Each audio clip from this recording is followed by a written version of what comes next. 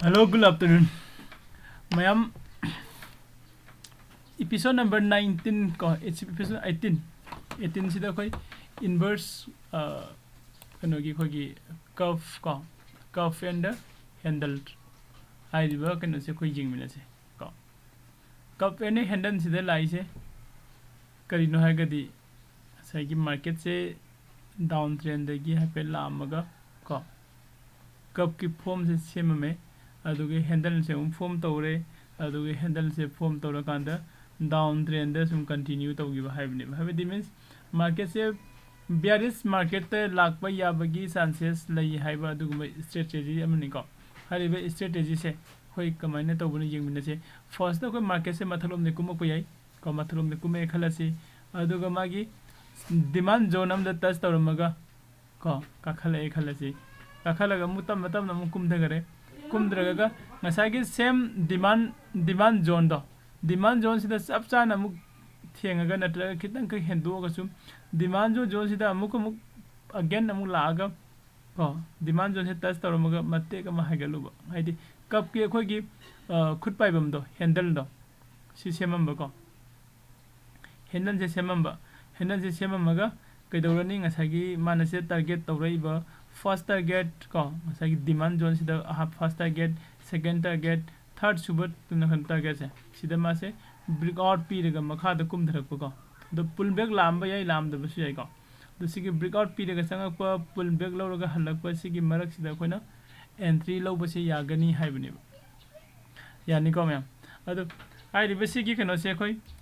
sida khoi drawing tawra ga su jengmina si ko adi market की move से कदाई दे कमान न लागती से market की move से सीधे लागती नहीं का ओके सीधे लाए अदुगा मासे सीधे की हंगी तो नहीं अदुमान हंगी तो बजागे जगह से इस वाले कितंग ड्राइंग की तौर का थम के का ओके ऐसे कनो तो किधर है रिमूव तो थोड़ा लगे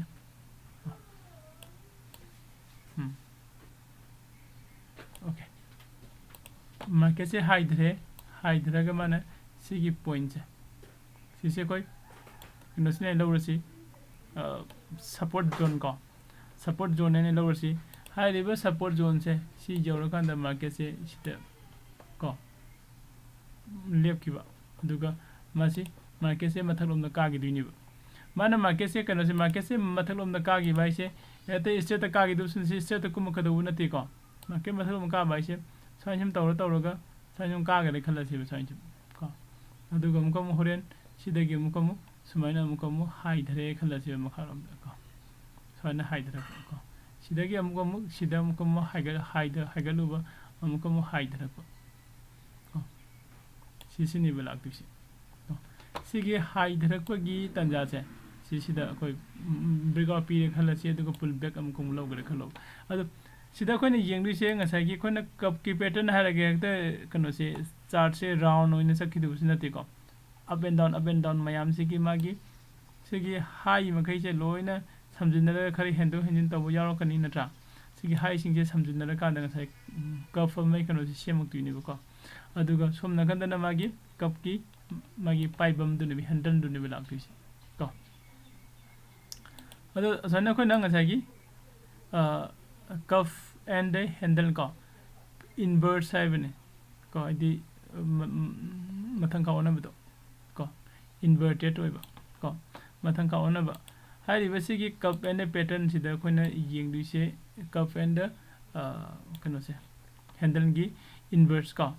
sigi chart sida khoina yengdu se kano market se sida gi lae khalasi ko suppose aduga mu ko sida hagalure मथंग लागा अदुगा सिदा मु टच तौरमगा सिदा मु लाए को से आई सिदे त ड्राइंग से कनो इन तौरगे को सुमाइन लामे खलसी सिमक्ति नते को हाइद कप की पैटर्न ने राउंड नंबर लामे खलसी सिदा मुक नसागी अगेन मागी सपोर्ट जोन सिदा मुक थेंगे को सपोर्ट जोन सिदगी हागे खरे मु अदुगा मु हंधरक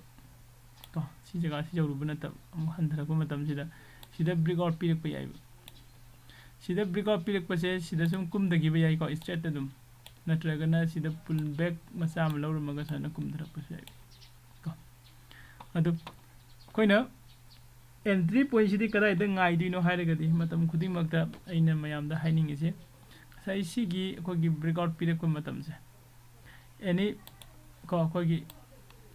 support to oirasu natra adai di demand kano do oirasu supply zone do oirasu demand zone do oirasu ko lai riba gi line do resistance natraga support high river resistance natraga support ko sigi lines ne lower sib high river sigi resistance natraga support oiriba ko gi lines hai si da candle amana breakout p ne lower sib the candle sin breakout p means support or resistance ko sigi line sidagi angle laga natraga handraga candle duna closing p ba haibne makharam na kume khala sida closing p re khalo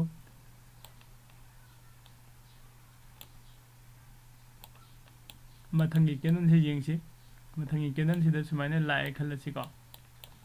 sida I entry lobu yarani ko soina khoi matam khudi makta yamna aggressive oiba fate ko hathu tu do fate